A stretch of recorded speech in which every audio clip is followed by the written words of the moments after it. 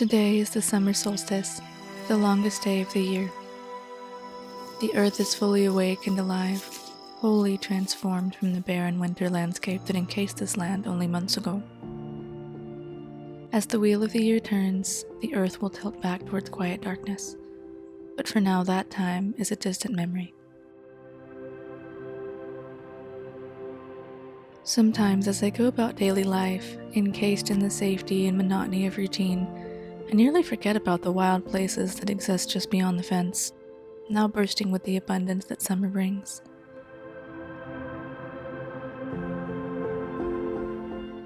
Lately I have felt out of sorts. I felt disconnected from my natural rhythms, but the earth beneath my feet is a living thing, a wild thing, and I am part of that.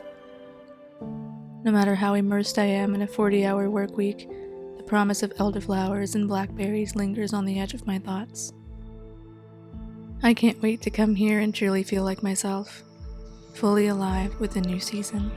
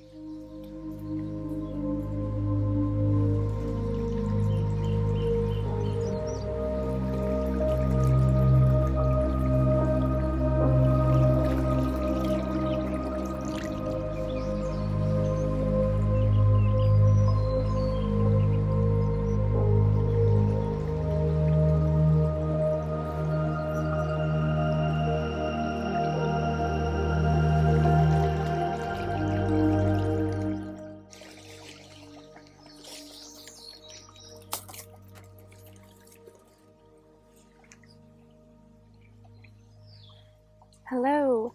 I thought today we could do another one of these nature field trips, which I haven't done in ages, but I was out gathering elderflowers this morning and it seemed really fitting to sit next to this beautiful stream and talk to all of you. I realized that my last few videos have been quite heavy as I've started to be more authentic, and that isn't to say that I'm a very heavy person. I try to keep things pretty light.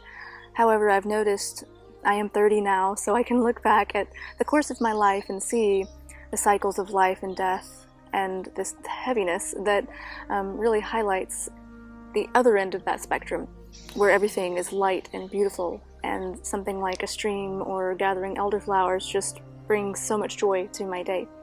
I know that seems a little out there, but again, that's what this space is for. I know many of you resonate with that message of finding the beauty in the little things. Whereas in everyday life, I find it very difficult to talk about this stuff, and nor do I choose to. I'm quite introverted every day. I rarely open up about my hobbies and my interests, and again, thank you for listening and for being so receptive. So I'm out here gathering, and I'm so pleased at how the nature is thriving here. There's so many beautiful ancient elder trees that are thriving, and if you've been following me for a few years, you may remember the field next to my work used to have a very ancient elder tree that has now been destroyed, completely decimated, to make room for condominiums. That was 2 summers ago now, and the condos are finished.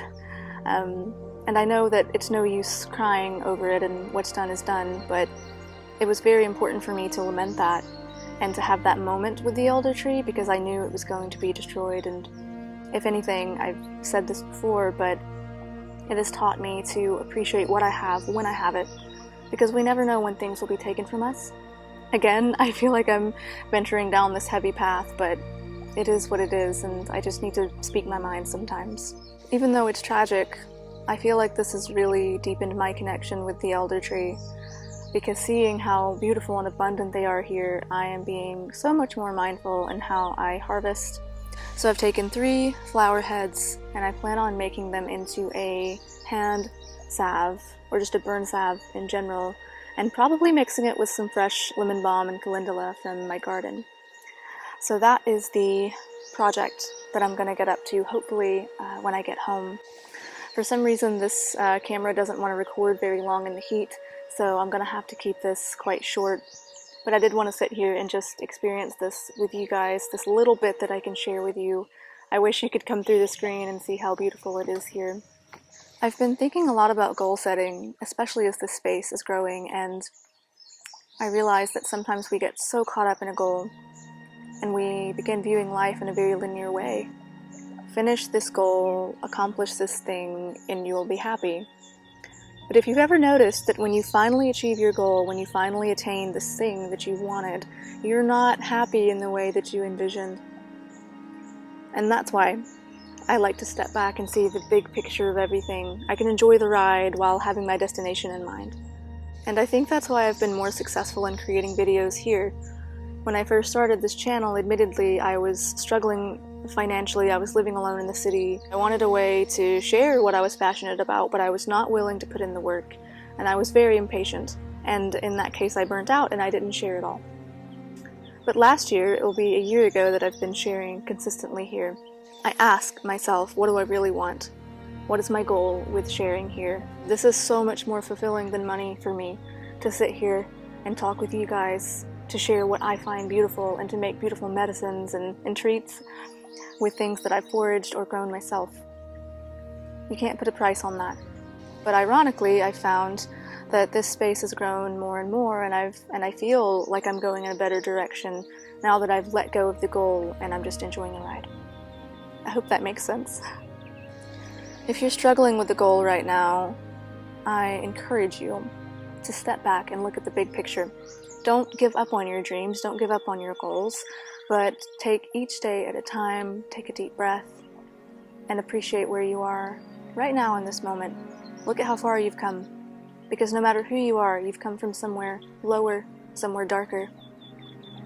And if you are in a dark place, just know that there's always a way out. The only way out is through. I love that quote, and that has really been coming to me lately, that right now as I go through some difficult times in my life and things seem uncertain, the key is not to give up on my dreams. It's not to give up making these beautiful videos or to stop going on my nature walks. It's to accept that I can deal with the hard stuff because I have these beautiful things, these quiet moments to fall back on when I need them the most.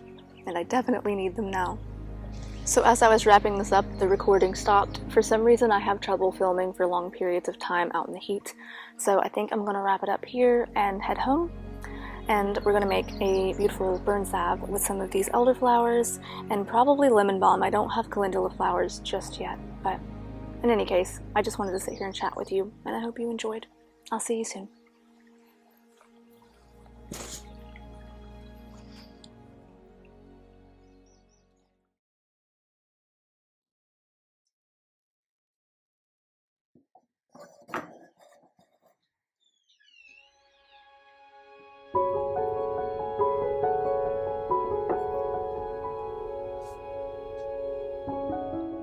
Here I have some fresh elderflowers that I picked this morning, some fresh lemon balm from my garden, beeswax, and then 2 herbal oils. Do not pay attention to the date on that one because I'm a little embarrassed, but this is mullein oil. This is mullein oil that I started last summer, and then some fresh chickweed oil. I started this 2 or 3 weeks ago. Probably longer knowing me, but it looks really good, and it's better to use fresh chickweed. Both mullein and chickweed are very good for soothing the skin, as well as both of these fresh herbs that I have. So I'm going to be making a burn salve, as I mentioned earlier, and I'm just getting everything set up. I'm a little confounded at this. I used to have an electric stove that I used maybe once or twice, but not enough to really justify keeping it, especially since I have such a small space, so I donated it. So now I've had to rig something up. This is originally a candle holder, and I've just placed my pot of water on top, and then I'm just getting a double boiler situation. You guys have seen me do that before, because for some reason the other cast iron trivet that I have. It's just not deep enough in the flame. I feel like it's gonna burn the bottom of the pan. Anyway, I say all of that to tell you that I'm getting set up to make this salve, and I'm actually pretty tired from this morning, so I'm just trying to get it done. So let's get started.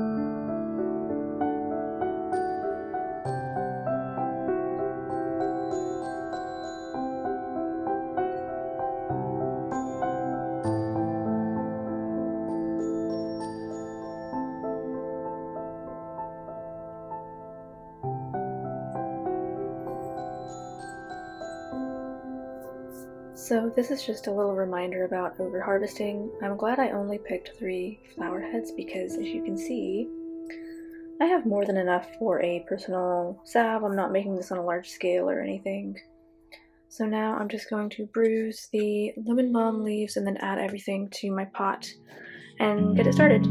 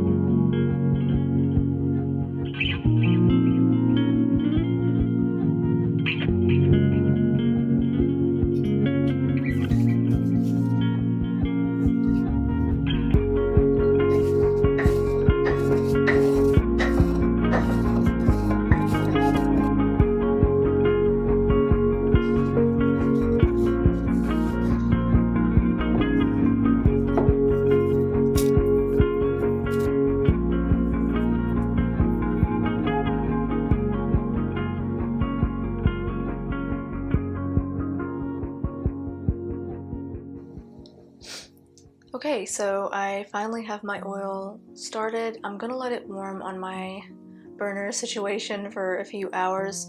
The reason that I'm doing a hot infusion rather than a longer infusion is because I'm using fresh herbs. And if we know anything about herbalism, it's that water plus oil equals mold. So I don't want to take the risk of using fresh herbs in a longer infusion, especially as I live in a more humid and hot climate. I usually prefer long infusions. It gives me something to look forward to, though as you've noticed, I do tend to forget about my preparations just because this isn't my job. It's something I do as a hobby and I have a squirrel brain. But I think that this quick hot infusion will be just as potent since I had 2 oils as my base, the mullein and the chickweed, very long infusions on those. So I think everything combined together is going to make a very useful and beautiful burn salve. So I'm going to let this infuse over the flame for a couple of hours, keeping an eye on it so it doesn't cook, and then I will probably let it cool overnight and add my beeswax in the morning. So I'll check back with you then.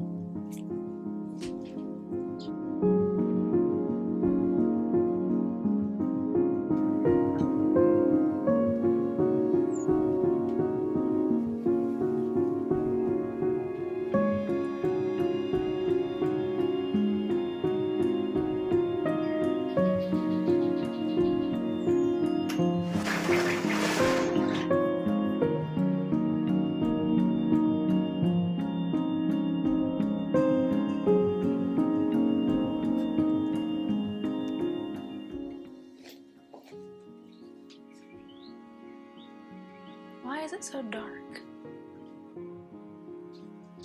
Maybe if I do it this way. Good morning, everyone. Welcome back. So I'm going to be finishing my salve this morning. All I have to do is melt my beeswax, strain out the oil, and combine the two. And then I thought, while I'm already in the mood for crafting, I could start my secondary fermentation for my lemon balm mead. Because if you remember last week, that's when I started the mead, and I don't want to leave the pieces of herbal matter in there because that's how mold could start to form.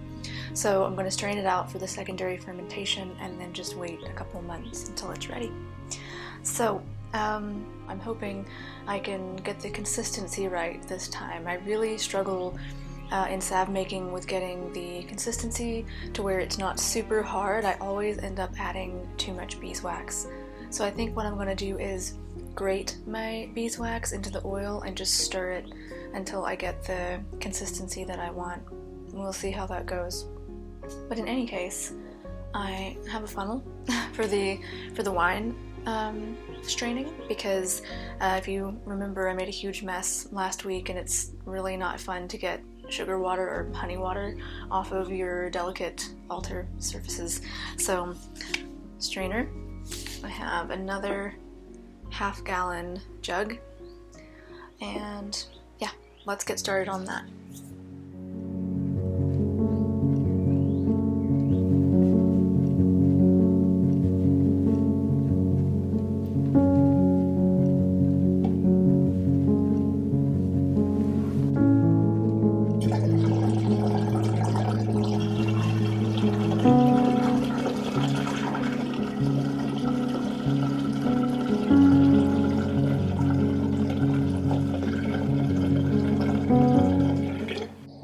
Okay, there she is. This is the secondary fermentation, so in a few weeks when this clears up, it will be ready to bottle, and then it's just a waiting game. So hopefully it's as delicious as it smells, because it does smell like fermented lemonade. Ooh, that's gonna be good for an end of summer or a winter solstice celebration if I can wait that long.